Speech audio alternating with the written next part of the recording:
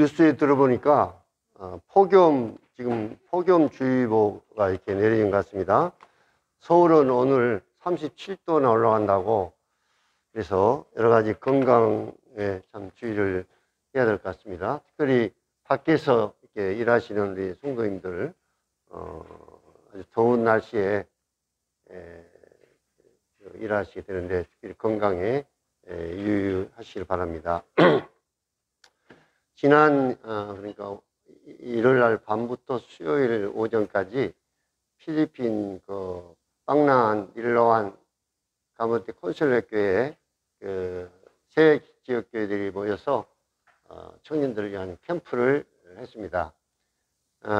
이 시간에 줌으로 좀 강사들을 이렇게 초청해서 했는데, 싱가포르에서 원덕경 형제님, 그 아들, 또 마닐라에 있는 그 두 형제님들, 제가 잘 알고 있는 알바로 형제라고, 제가 마닐라에 있을 때 그러니까 1년 동안 알바 형제님이 사역하는 로사리오 교회라고 하는 교회에 참석해서 잘 아는 형제님인데, 그 형제님이 또 말씀을 전했고, 또 우리 한국에서는 정달진 형제님 한 시간, 저는 그리스도인의 결혼이라는 주제로, 또 예수님의 죽으심과 부활에 대해서 이렇게 줌으로 이렇게 말씀을 나눴습니다.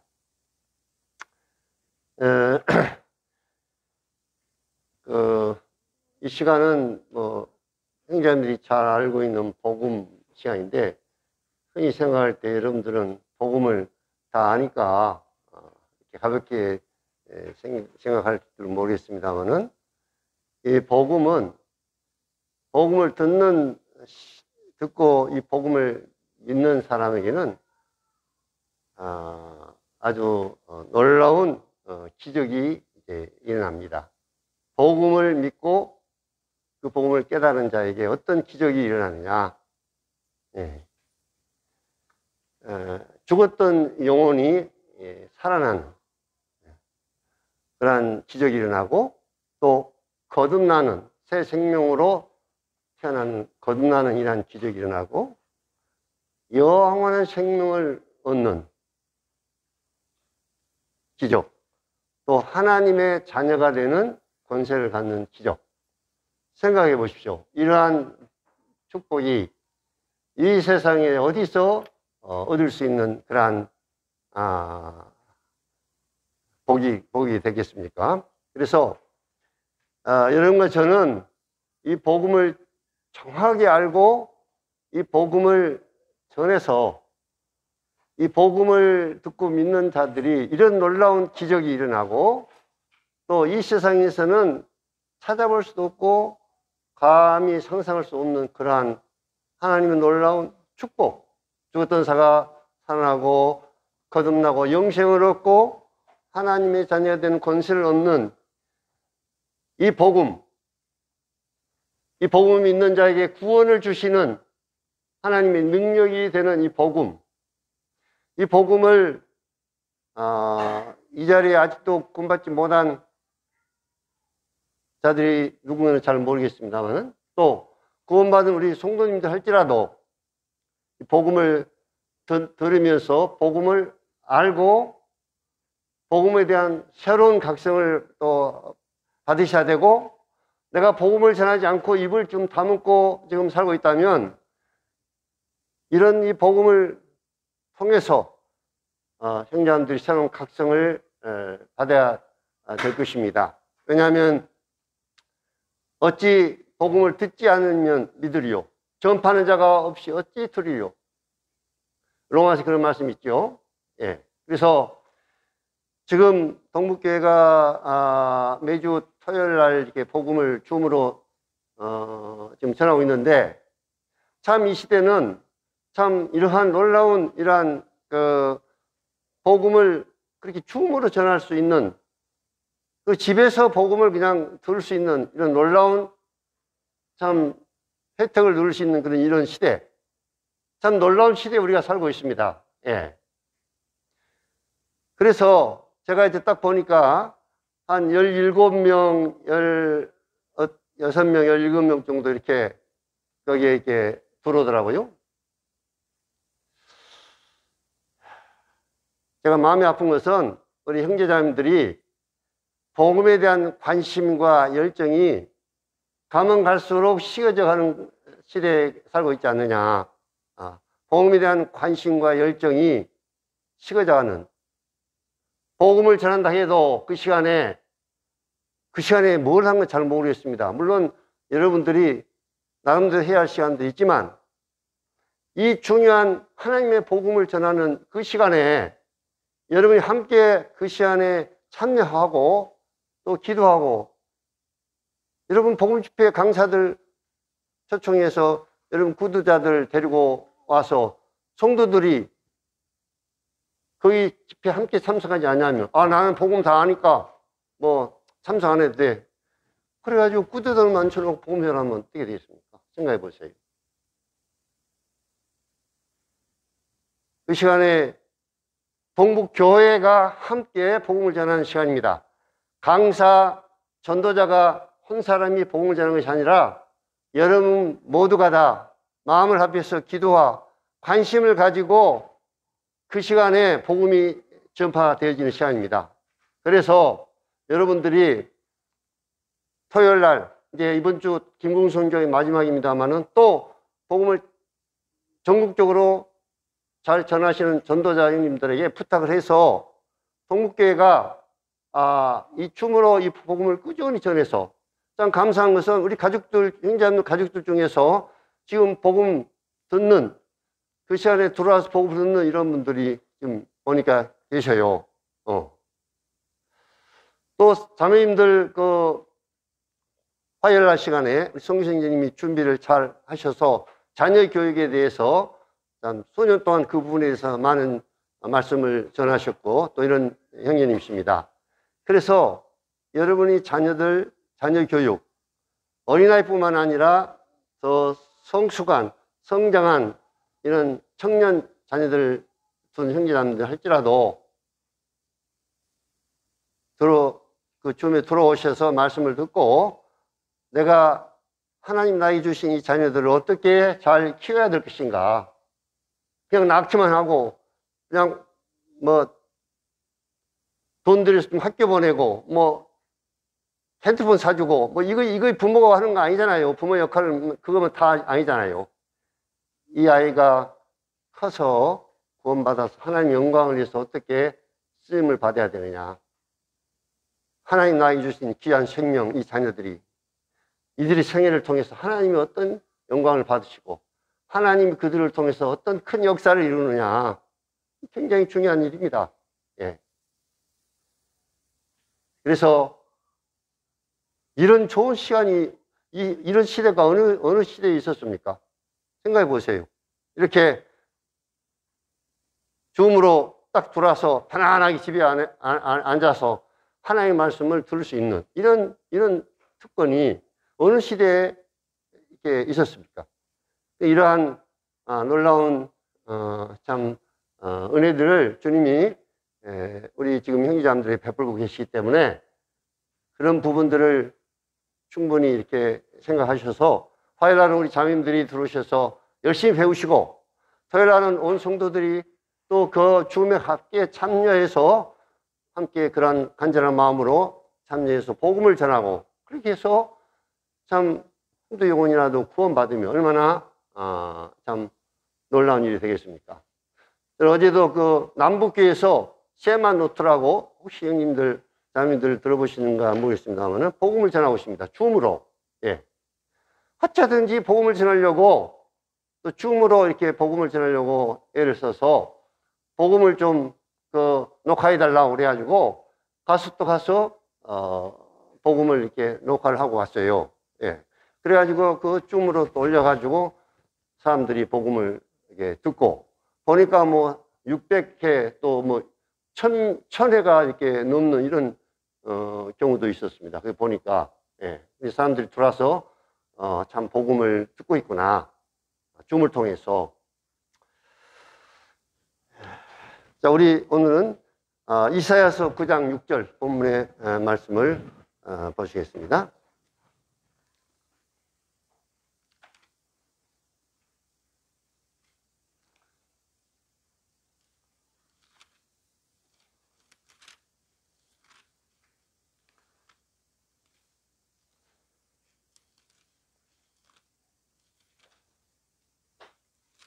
오늘 그 주제는 예수 그리스도가 누구신가?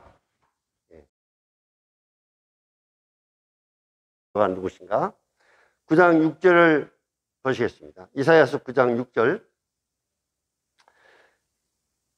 이는 한 아이가 우리에게 낳고 한 아들을 우리에게 주신 바 되었는데 그의 어깨에는 정사를 메었고 그의 이름은 기묘자라 모사라 전능하신 하나님이라 영존하시는 아버지라 평강의 왕이라 할 것입니다. 여기서 한 아이가 이제 태어나게 되는데 그는 누구냐? 그가 누구냐? 기묘자라 모사라 전능하신 하나님이라.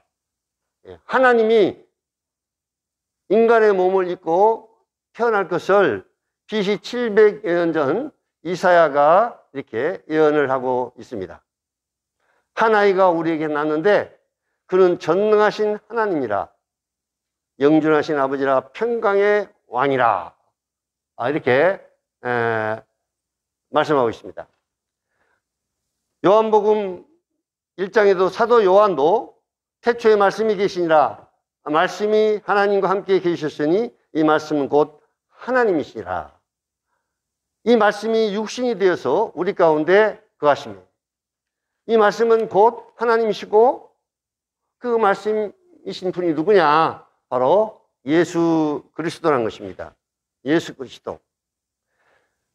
다른 말로 말씀드리면 하나님이 육신의 몸을 입고 사람의 몸을 입고 이 땅에 오신 분이 우주 만물을 창조하신 창조주 하나님이 사람이 되어서 이 땅에 오셨다는 것입니다. 그분이 누구냐? 그분이 누구인가? 사도 바울도 로마서 9장에서 기록하기를 조상도 그들의 것이요 육신으로 하면 그리스도가 그들에게서 나셨으니 그는 만물에 계셔서 세세의 찬양을 받으실 하나님이시니라. 예수님은 육신으로 말하면 저 유대인으로서 이스라엘 나라 유대인으로서 나셨다는 겁니다. 그리스도가 그들에게서 육신으로 하면 그리스도가 그들에게서 그들은 누굽니까? 유대인. 이스라엘 나라 저 유대인에 태어나셨는데 주님이 거기 나셨는데 그분이 누구냐? 사도 바울은 말하고 있습니다. 그분이 누구냐? 그분은 세세 찬양을 받으실 하나님이라. 아멘. 세세 찬양을 받으실 하나님이라는 것입니다. 하나님이 사람의 몸을 입고 이 땅에 오신 분, 그분이 바로 누구냐? 예수 그리스도.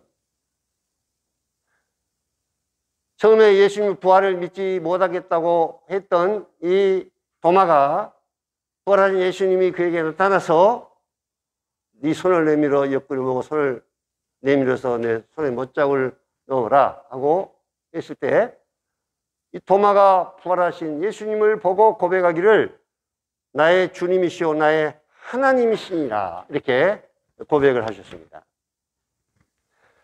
자, 예수님이 하나님이시란 겁니다. 이건 놀라운 일입니다. 하나님이 사람의 몸을 입고 이 땅에 오셨는데 그분이 누구냐? 바로 예수 그리스도. 다른 말로 말씀을 드리면 예수 그리스도가 하나님이라는 거죠. 하나님. 사탄은 어떻게 하든지 간에 예수님의 하나님 되심을 부인하고 또 사람들에게 예수 그리스도가 하나의 선지자에 불과하다. 예수 그리스도는 하나의 훌륭한 사대 성인 중에 한 분이다. 뭐 이렇게 얘기를 많이 합니다. 몰몬계라든지 이슬람, 여호와 증인, 신천지. 제가 신천지 어떤 그 자매 언니 되는 분이 이제 그 전에 교회를 좀 나왔습니다. 교회를 좀 나왔는데 신천지에 빠져가지고 저한테 뭐 그냥 신천지를 계속 이것저것 다 보내가지고 신천지를 저한테 지금 자랑하고 있습니다. 신천지 교리를. 그래서 제가 이제 이만희의 실체, 이만희가 누군가, 정말 이만희가 영생불사한 장가, 자기 그 신천지 교리가 사람의 몸을 가지고 영생한다. 영생불사의 교리를 전하고 있습니다.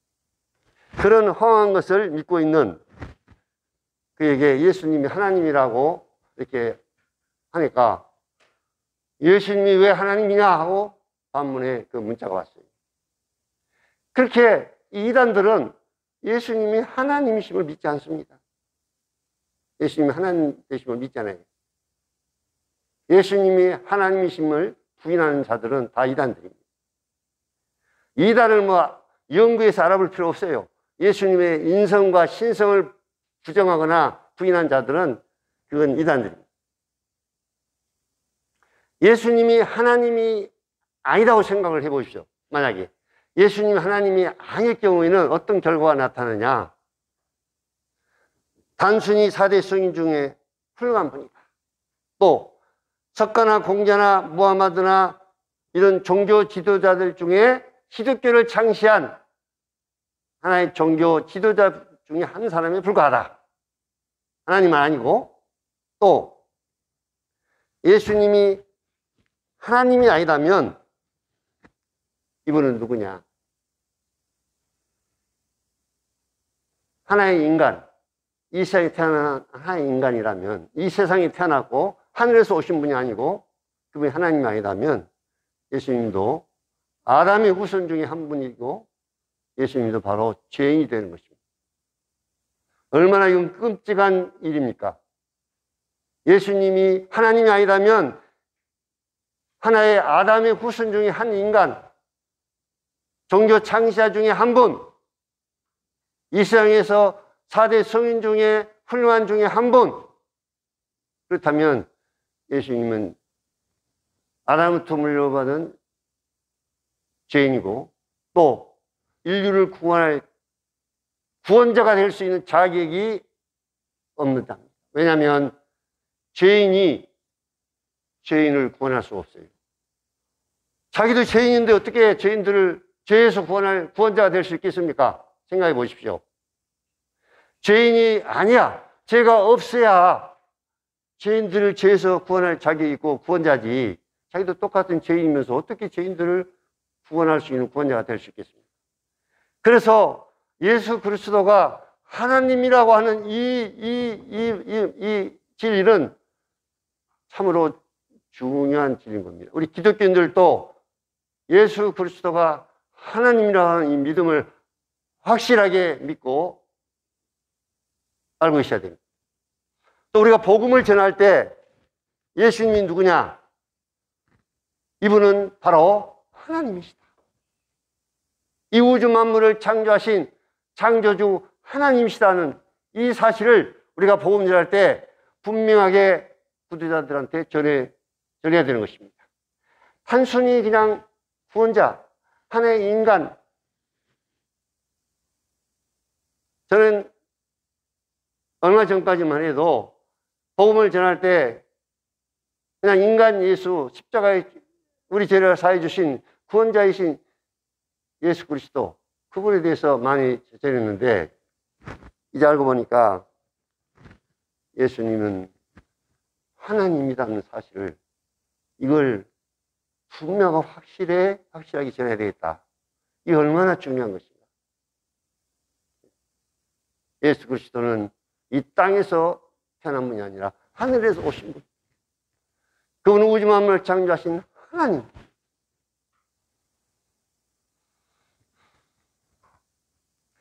그래서 예수 그리스도가 하나님이라면 왜 하나님이 사람이 되어서 오셨는가?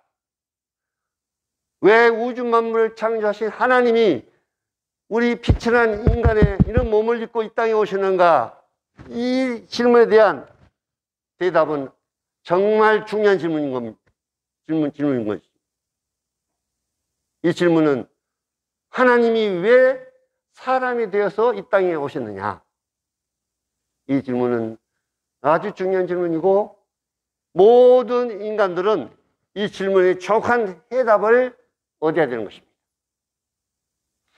지금 여기 앉아있는 여러분과 저는 아마 이 해답을 확실하게 해답을 갖고 있을 줄로 압니다. 왜 예수 그리스도 하나님이신 그분이 사람의 몸을 입고 이 땅에 오셨는가?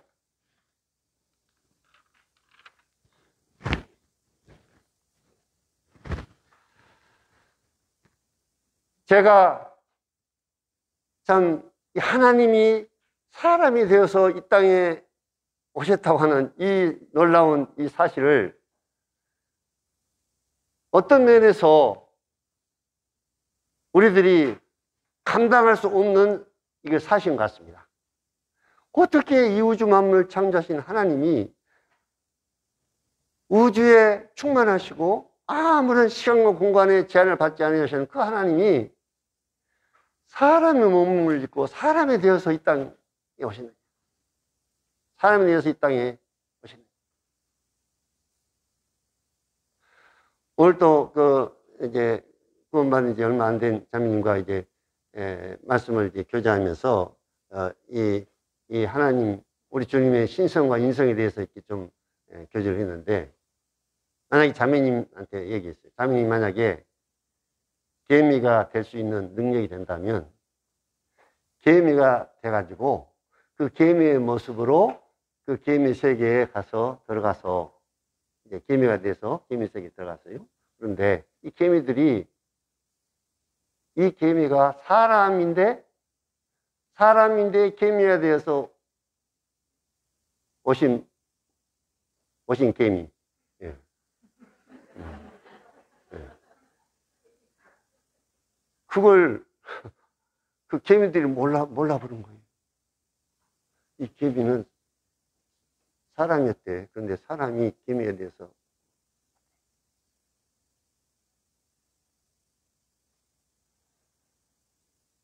이 우주 만물을 창조하신 그 하나님이 사람에 대해서 인간 세계에 오셨다는 것입니다. 그리고 33년 동안을 우리와 같은 모습으로 사셨습니다.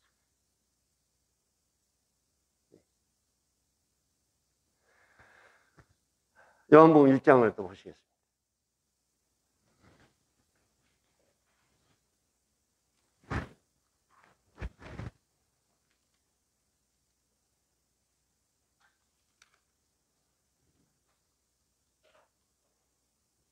요한복음 1장 10절부터 12절까지입니다.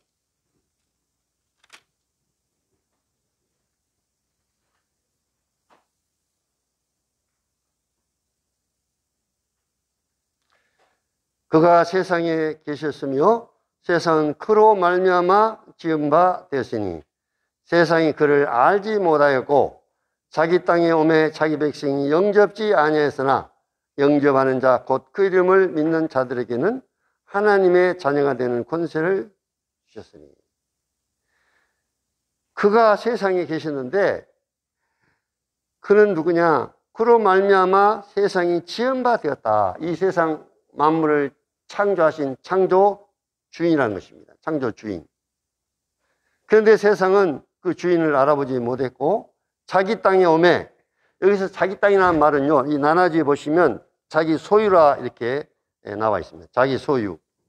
그러니까 주인이 자기가 만든 이 우주 만물의 수많은 자기가 만든 이 천체도 있는데 그 중에 한 작은 이성인 이 지구 땅에, 자기가 만든 이 지구 땅에 그 소유, 그 주인이 이 지구상에 방문했다는 겁니다. 오셨다는 겁니다. 그런데 이 세상 사람들은 주인을 알아보지 못했다.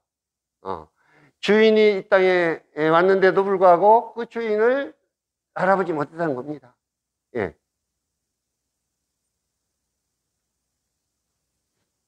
어느 손님이요, 예를 들어서 어느 손님이 저희 집에 10일간 머문다면 내가 저희 집의 주인이기 때문에 이 손님은 한 가지 분명한 전제가 있습니다. 나를 누구로 인정해야 됩니까? 나를 누구로 인정해야 돼요? 주인으로 인정해야지. 자기가 손님이 들어와가지고 완전히 주인 행사를 한다면 어떻게 되겠습니까? 예? 내가 마음이 좋아서 쫓아내지는 못하지만 완전히 주인으로 하는 거예요. 자기가 돌아서 집에. 아니 내가 주인인데 주인을 무시하고 자기가 완전히 주인으로 나오고 한 10일 동안 머문다면 마음이 좋은 주인이면 그래도 괜찮겠죠. 봐주겠죠. 근데 그래서 내가 허락을 해서 주인으로 허락해서 저희 집에 이제 머물기 때문에 방도 사용할 수 있도록 허락해주고 또 화장실도 사용할 수 있도록 해주고 주인이 허락을 한 도 내에서 집안에 있는 많은 것들을 또 누릴 수 있고, 네. 그런 이제 특권을 주인인 내가 손님에게 베풀어 준 겁니다. 이 우주 만물의 주인이신, 저 태양을 만드신 주인, 이 지구를 만든 주인, 동물과 식물을 만든 주인, 또 나를 만드신 주인, 이 주인이 자기 땅에 왔다는 것입니다. 자기 소유인 이 땅에 오셨는데 세상 사람들은 그 주인을 알아보지 못했다는 것입니다. 그래서 이사야 선지자는 탄식하면서 이사야 1장에 이런 고백을 합니다. 하늘이여 들으라, 땅이여 귀를 기울이라. 여호와께서 말씀하기를 내가 자식을 양육하였거늘 그들이 나를 거역하였도다. 소는 그 임자를 알고 나귀는 주인의 구유를 알건만은 이스라엘은 알지 못하고 나의 백성은 깨닫지 못한도다.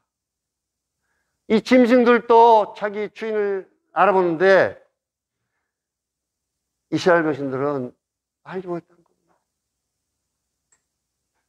제가 인도에 살면서 키웠습니다. 인도에 키웠는데요. 밤에 이제 어디 나갔다가요, 이게 발자국 소리만 들려도 상당히 먼 거리에서 저희 집 안에 있던 이 개가 불이 나게 막 이게 나와가지고 저를 막 꼬리를 지르면서 막 이렇게 반가합니다. 네. 저를 알아봐요. 이렇게 내가 주인한 걸 분명히 알아봅니다. 그렇게 좋아요. 막 꼬리를 지르면서. 소는 그 임자를 알고 나귀는 그 주인의 구유를 알고만 이스라엘은 알지 못하고 나의 백성은 깨닫지 못. 이 우주 만물을 창조하신 창조 주인이 자기 땅에 주인이 이 땅에 왔는데도 세상 사람들이 그 주인을 알아보지 못.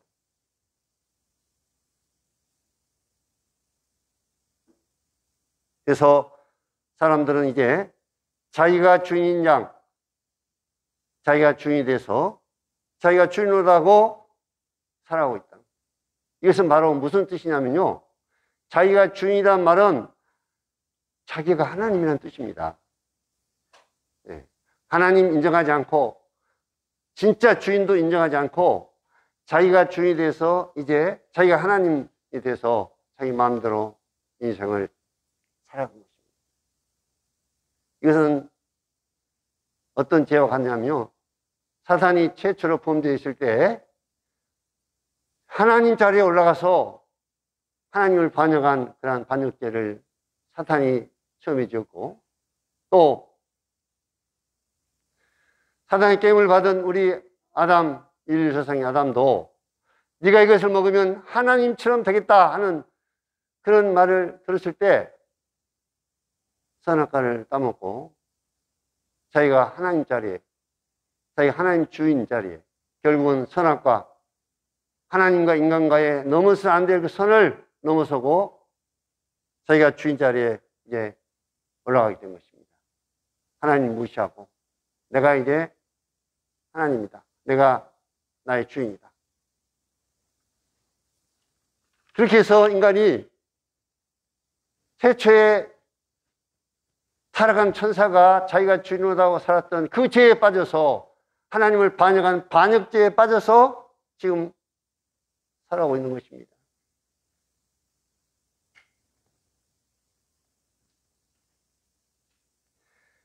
좀 전에 말씀을 드렸습니다만 자기가 주인된 이 죄가 얼마나 끔찍하고 얼마나 무서운 죄인가, 하나님을 반역한 죄인가. 우리가 죄는 두 가지 면이 있다고 그랬죠. 사람과의 관계에서 범한 죄, 시기, 사기, 도둑, 간음, 살인, 이런 것은 사람과의 관계에서 범한 죄입니다. 그런데 하나님께 대한 범죄, 하나님께 대한 가장 큰 죄가 무슨 죄냐? 하나님을 반역한 반역죄입니다. 인간이 하나님 자리에 올라가서 자기가 하나님 자리에 딱 앉아서 자기가 주인으로 하고 사는 겁니다.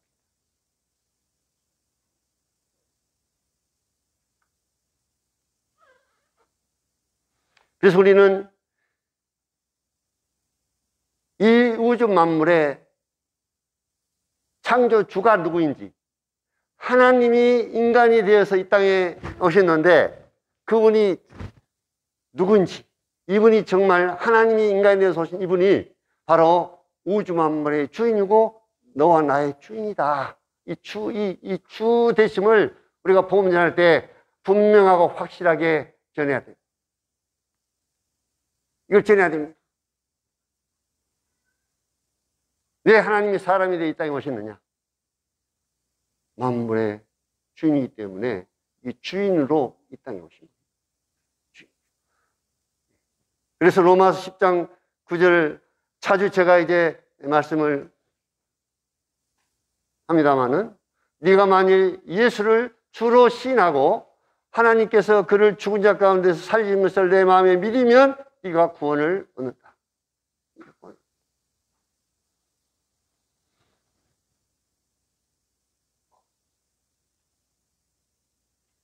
이 로마 10장 9절에 예수를 주로 시인한다는 이 말씀은요, 지금까지 네가 주인을 하고 하나님을 반역한 반역죄를 지어서 네가 하나님에 대해서 네가 주인을 하고 네 인생을 이만대로 살았는데 진짜 주인이 바로 누군지 아느냐? 이분이 십자가에 죽으셨다가 다시 부활하신 이 예수님이 바로 하나님이고 바로 너의 주인이다. 근데 네가 지금까지 이 주인을 어떻게 하고 살았느냐? 어떻게 하고 살았느냐?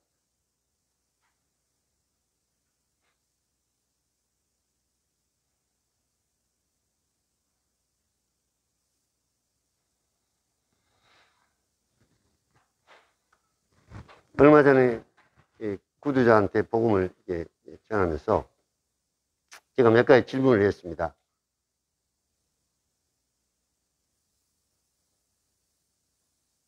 지금까지 주인으로하고 살았지요? 이렇게 물어보니까 그렇다고 대답하더라고요. 지금까지 주인으로하고 살았으면 잘 살았습니까? 이렇게 또 물어봤어요. 자기가 주인으로하고 지금까지 살았는데 잘 살았냐고. 그러니까 못 살았다고 또 대답합니다. 그러면 오늘 이 시간에 주인을 바꾸고 싶은 마음이 있느냐? 그렇다고 또 대답하더라고요. 주인을 바꾸고 싶다. 그래서 그분이 이제 같이 따라서 이제 기도를 했습니다. 이번 수요일 날도 저희 자매의 친구, 저희 자매를 주님 앞에 인도한 친구의 그 딸이 이제 광주에 있는 형제와 결혼했는데, 그러니까 자기 사이에 누나 되신 분, 한 60대 정도 초반인데, 그분을 소개해줘가지고 이제 2차례 복음을 전했습니다. 그분에게도 예수님이 누구신가? 예수님이 바로 하나님이고 우주 만물의 주인이고 이제 나중에 십자가 우리의 구원자시고 우리 주님의 구주 되심과 주 되심을 전했습니다. 그리고 마지막 로마 10장 9절을 이 말씀을 이제 보여주면서 예수님을 주로 신하면 구원을 받는다. 물어봤어요. 예수님을 본인의 주인으로 삼게. 그러니까 누가 주인으로 살아? 다 대답을 해요. 순수한 마음을 가지고 있더라고요. 그래가지고 예수님을 이제 자기 주인으로 영접하는 그런 기도를 드렸습니다. 근데 이 형이 갑자기 막 그냥 고개를 완전히 이렇게 그 책상에다 완전히 이렇게 숙여가지고 한참 동안 그렇게 울었습니다. 한참 동안 막 울더라고요.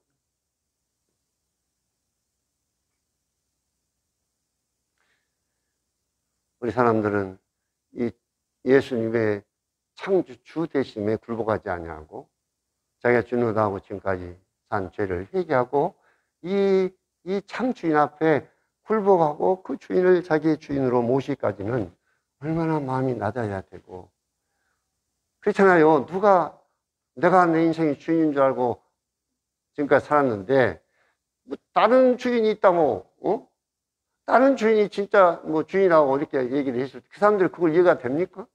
예? 그리고 또 그분을 자기의 주인으로 모셔드리고 싶은 마음이 있겠습니까?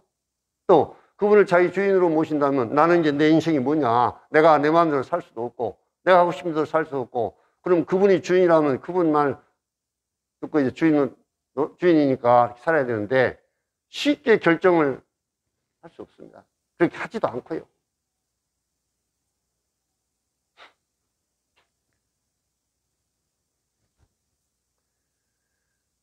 하나님이 인간의 몸을 입고 이 땅에 오신 이유 중에 첫 번째가 바로 우주 만물의 창조 주 대신, 주인 대신 그분이 주인으로 이 땅에 오신 것입니다.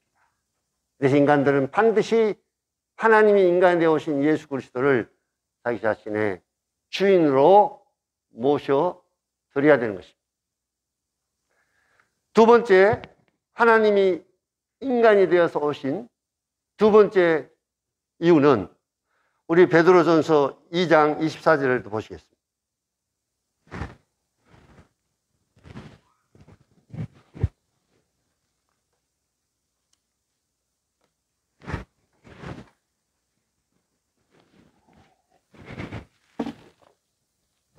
우리 형제님 한번 읽어주시면 감사하겠습니다.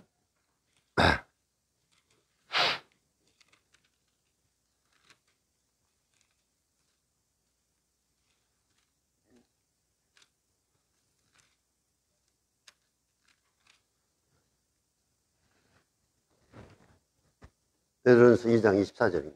신이 나무에 달려 그 몸으로 우리 죄를 감당하셨으니 이는 우리로 죄에 대하여 죽고 의에 대하여 살게 하려 하시니라. 예, 여기서 그 몸으로 우리 죄를 담당했다, 이 말씀을 특별히 유의하시기 바랍니다. 신이 나무에 달려 십자가에 달려서 그 몸으로 우리 죄를 담당하셨다. 이는 우리를 죄에 대해 죽고 의에 대해 살게 하십니다. 제가 채찍에 맞음으로 너희 나음을 얻으나니. 하나님이 인간이 되셔서 하나님이 인간의 몸을 입고 오신 이유 중에 여기 그 이유가 나옵니다.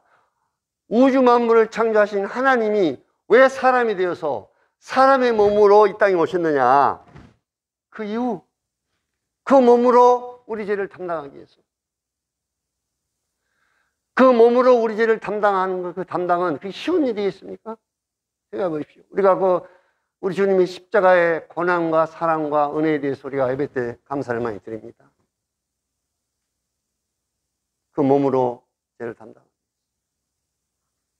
그래서 그 예수님의 몸으로 이제 속죄 제물이 된 것입니다. 구약의 양과 이런 염소가 인간의 죄를 담당하기 위해서 그들이 피를 흘리고 번제단 위에 그 몸이 불살라 드린 것처럼 예수님이 하나님인데 몸을 입고 오셔야만이 우리 죄를 속죄 제물로서 담당해 줄 수가 있다는 것입니다.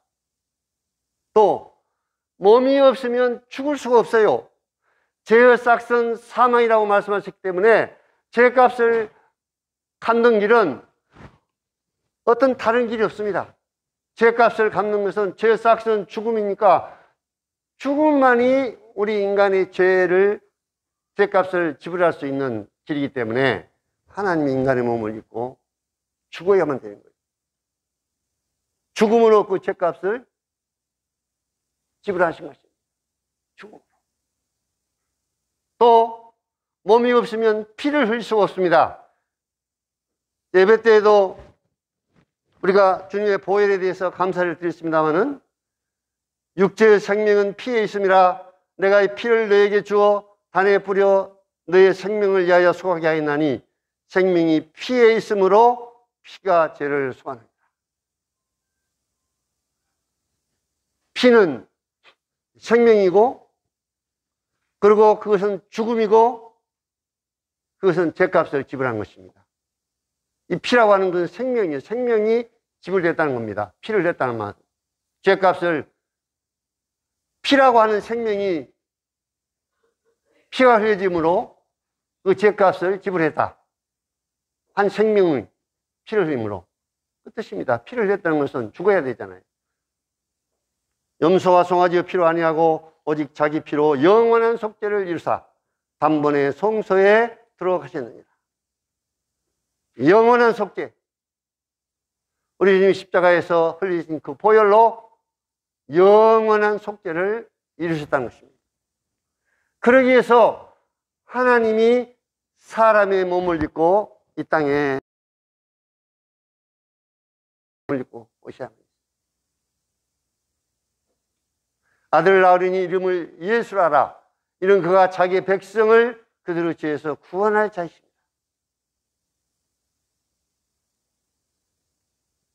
죄에서 구원하시기 위해서 우리의 구원자로 오셨다는 것입니다. 좀 전에 말씀을 드렸습니다마는 구원자가 되기 위한 자격 중에 가장 중요한 자격이 뭐냐? 구원자가 되려면 죄에서 구원해야 될 구원자이기 때문에 죄가 없어야만이 죄에서 구원할 자격이 있는 거죠. 똑같은 죄인이 자기도 죄인이면서 어떻게 죄인들을 죄에서 구원할 수가 있겠습니까? 이 세상 어느 누구가 죄 없는 인간이 누가 있습니까? 아담이 우선인 모든 인간은 한 사람으로 말미암아 죄가 세상에 들어오고 죄로 말미암아 사망이 왔다. 어디 누구 이슬람의 종교 창시한 무하마드가 인간의 죄를 위해서 자기가 죄 문제를 해결하기 위해서 죽었습니까? 죄값을 지불했습니까? 석가나 공자가 인간의 죄 문제를 해결하기 위해서 그들이 죽었습니까? 그들이 우리의 구원자입니까? 천하 인간의 구원을 받을 만한 다른 이름을 주신 일이 없다. 하나님이신 예수님이 그분이 하늘에서 왔기 때문에 그러면 죄가 없었던 분이고 그 몸으로 우리 죄값을 지불하기 위해서 십자가에 죽으시고 피를 흘리시고 그 몸으로 그래서 우리를 죄에서 구원하신 우리의 구원자라는 것입니다. 이 부분에 대해서는 우리 형제자매들이 너무나 잘 알고 있고 우리 구두자들도 많이 말씀을 들었을 것입니다. 자, 우리의 믿음의 대상이 그러면 누구인가? 믿음의 대상. 우리의 믿음의 근거와 이 대상에 대해서 좀 차이가 있습니다. 구두자들이 믿어야 할 대상은 누구입니까? 물론 십자가의 제삼과 부활이 구원의 확실한 근거인 것만은 확실합니다. 십자가 부활이 중요하고 예수 그리스도의 보혈이 참 중요합니다. 그래서 우리 구원의 근거가 됩니다. 그러나 우리가 십자가를 믿어야 구원받는 것입니까? 우리가 부활을 믿어야 구원받습니까? 우리가 피를 믿어야만 구원받습니까? 예수 그리스도를 인격적으로 나를 위해서 피 흘려주신, 나를 위해 십자가에서 죽어주신, 또 부활하신 예수 그리스도, 그분을 개인적으로, 인격적으로 나와 개인적으로 인격적으로 관계를 맺어야 되는 것입니다.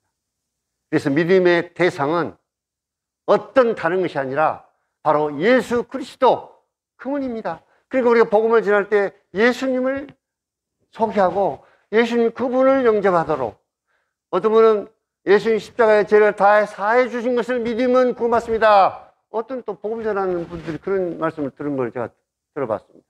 죄를 사해 주신 것을 믿으면 손 들어 보십시오. 많은 사람 손 들어요. 죄를 사해 주신 것을 믿습니까? 손 들어요. 죄 사함을 믿습니까? 십자가 죄 사함을 잔뜩 정해놓고 손 들어가면 사람들이 거의 다 손 듭니다. 그런데 중요한 것은 죄를 사해 주신 예수 그리스도, 그분이 우리의 믿음의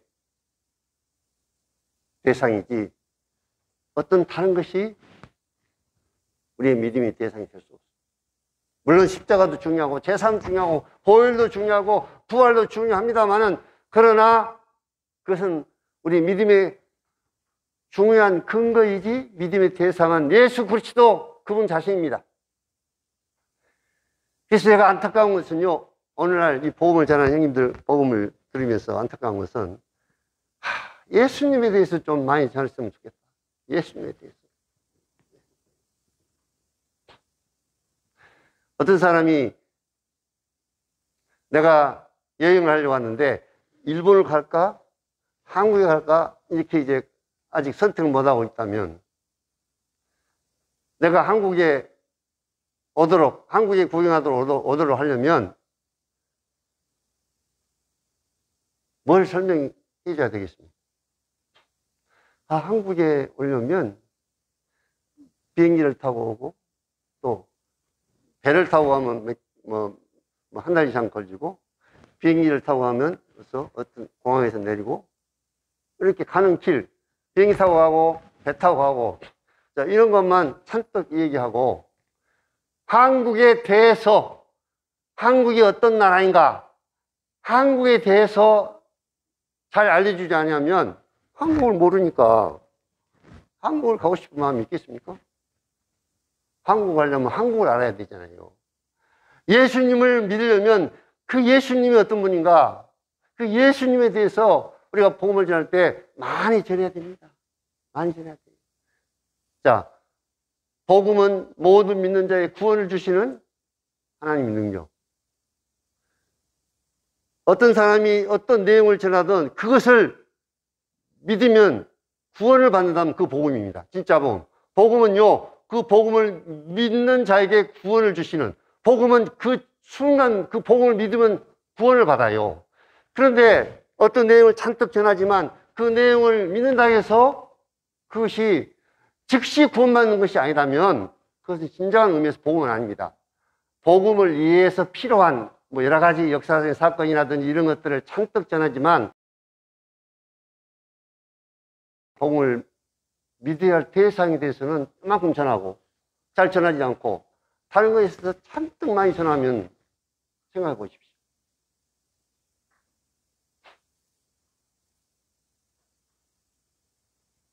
복음이 뭐냐? 복음은 그 순간 그 복음의 내용을 믿으면 즉시 구원받는다는 것입니다. 이것이 복음의 놀라운 능력입니다. 여러분 지금 복음을 듣고 있다가 그 복음을 딱 믿으면 그 순간 그리고 구원을 받는 거, 그것이 복음입니다. 그런데 어떤 내용도 많이 쓴다 할지라도 복음에 대해서, 복음을 믿도록 도와주는 여러 가지 그 얘기를 합니다만은 그러나 그 자체는 복음이 아닙니다. 그걸 믿는다 해서 구원받는 거 아니에요. 무슨 말인지 이해가 됩니까? 그러니까 그런 것도 물론 필요하지만 우리가 더 많이 전해야 할 내용은 예수 그리스도, 이분에 대해서 많이 전해야 돼요. 예수님에 대해서. 예수님 누군가? 정말 복음을 전할 때 예수님이 누군가에 대해서 그분을 인격적으로 나와 관계를, 나의 구주와 나의 주인으로 이제 인격적으로 관계를 맺어야 되기 때문에 이분에 대해서 잘 알려줘야 됩니다.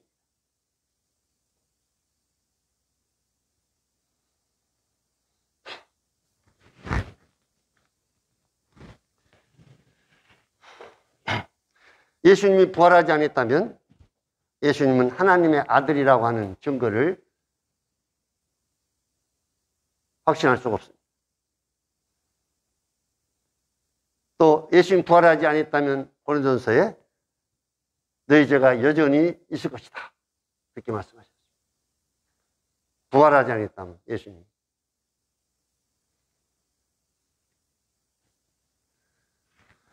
로마서 10장 2절 4절을 보시겠습니다. 시간이 얼마 안 남았습니다만 로마서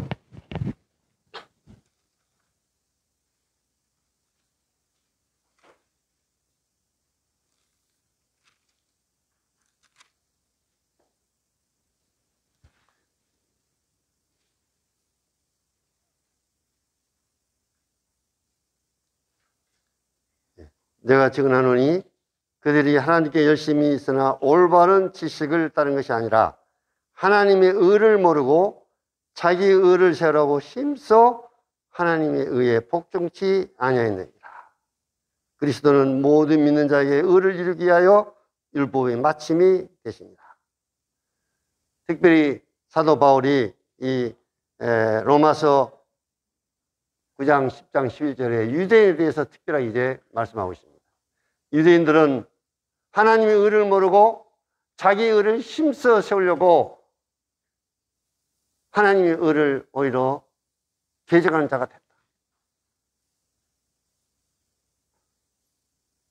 하나님의 의, 자기 의.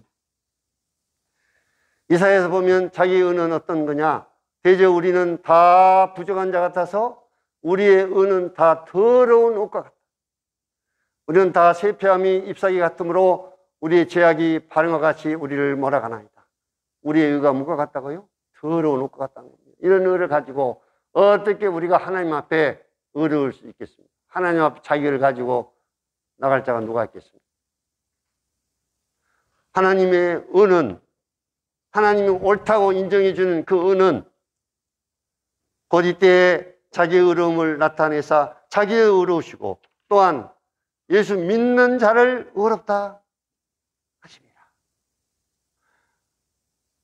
하나님의 의는 예수 그리스도를 믿을 때, 그분을 믿을 때 하나님이 그를 의롭다고 여기준다는 것입니다. 예수님을 누구로? 예수님과 어떤 네가 관계를 맺느냐? 이 예수님을 믿으면 그 믿는 자를 의롭다고 하신다는 겁니다. 그러면 사람이 의롭다 하심을 얻은 것은 율법의 행위에 있지 아니하고 믿음으로 되는 줄 우리가 인정합니다.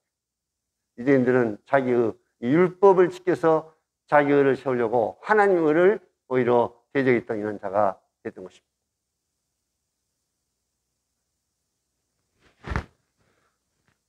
우리가 구원받는 이 구원은 어느 단계를 걸쳐서 시간이 많이 걸려서 이 구원을 받는 것이 아닙니다.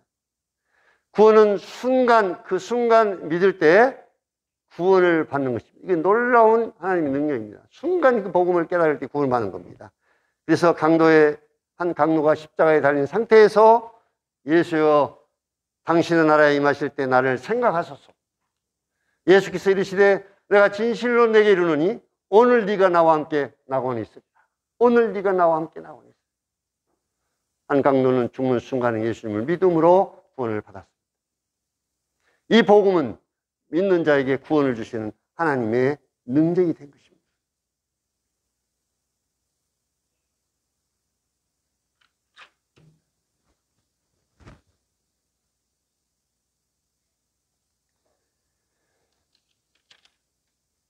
시간이 이제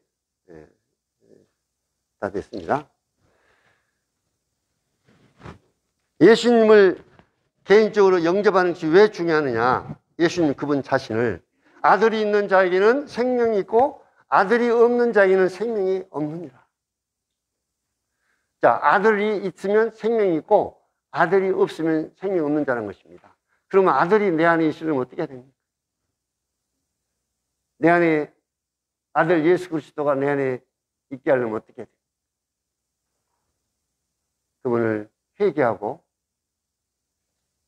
자기의 죄를 회개하고 그분을 나의 구주와 주인으로 영접할 때 그 아들 예수 그리스도가 우리 안에 거하십니다. 문을 두드리니 누구든지 내 음성을 듣고 문을 열면 내가 그에게로 들어가.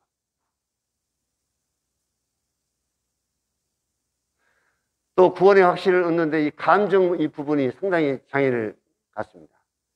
복음을 전해줘도 이 구원의 확신을 얻지 못한 다 믿는다 하는데도 이 구원의 확신이 없는 경우를 보면 대부분이 이 감정과 느낌에 이것에 딱 걸려가지고 구원의 확신을 못하고 있는 경우가 많이 있는데, 감정과 느낌은 순서적으로 소유가 먼저고 느낌과 감정은 그 다음에 따라오는 것입니다. 소유가 먼저고 감정과 느낌은 따라온다. 이 말은 무슨 말이냐면, 어떤 사람이 나에게 선물을 줬어요. 이 선물에 대해서 잔뜩 설명을 많이 했습니다. 아, 이 선물은 어떠고 가치에 대해 다 설명했는데, 선물을 바라보고 있으면서, 야, 아직 내가 소유되지도 않았는데, 내가 그것을 갖지도 않았는데, 이거 진짜 좋다 하고 막 감정이 너무너무 복받쳐가지고, 아직 좀 듣기만 하고 내 소유가 안 됐어요. 내가 받지도 않고 잔뜩 듣기만 했습니다. 근데, 그거 기쁠 수가 있겠습니까? 근데 그 사람이 이 선물에 대해서 잔뜩 설명해주고 너무너무 좋아서, 아이고, 그렇습니까? 감사합니다. 딱 받으면 이걸 받았으니까 감정은, 느낌은 따라오잖아요. 받았으니까 좋아서 감사가 되고 좋고, 복음에 대해서 잔뜩 복음을 전해주면 그 복음을 잔뜩 듣고는 소유하지도 않고, 그 복음을 아직 예수 그리스도를 영접하지도 않고, 그러고는 느낌부터 감정부터 생각하니까. 그래서 그런 문제에 걸려 있는 분은 우선 받아야 내가 예수 그리스도를 내 안에 내가 소유해야만이 그 다음에 이게 기쁨과 평안과 감정이 따라온다는 것입니다. 구원의 확신은 느낌이나 감정이 아니라 하나님의 변함없는 말씀입니다. 하나님의 말씀. 느낌과 감정은 수시로 변하지만 하나님의 말씀. 그래서 우리가 구원의 확신에 대한 말씀을 전할 때 요한복음 5장 24절, 진실로 내가 너희에게 이르노니 내 말을 듣고 또 나 보내신 이를 믿는 자는 영생을 얻었고 심판에 이르지 아니하니 사망에서 생명을 얻습니다. 우리가 구원의 확신을 가질 수 있는 말씀들이 이 복음서에 보면 참 많이 있어요. 선지서도 마찬가지. 구원의 확신은 감정이나 느낌이 아니라 하나님의 말씀을 내 것으로 믿을 때 그 말씀이 구원의 근거가 되는 것이다. 복음을 전해보면 이 감정, 느낌, 이 구원의 확신 이 부분에 좀 다 믿고 다 안다면서도 확신이 없는 그런 분들이 있습니다. 그래서 그런 부분들을 이런 부분에 대해서 잘 설명해 주면 도움이 되겠습니다. 이상으로 말씀 마치겠습니다.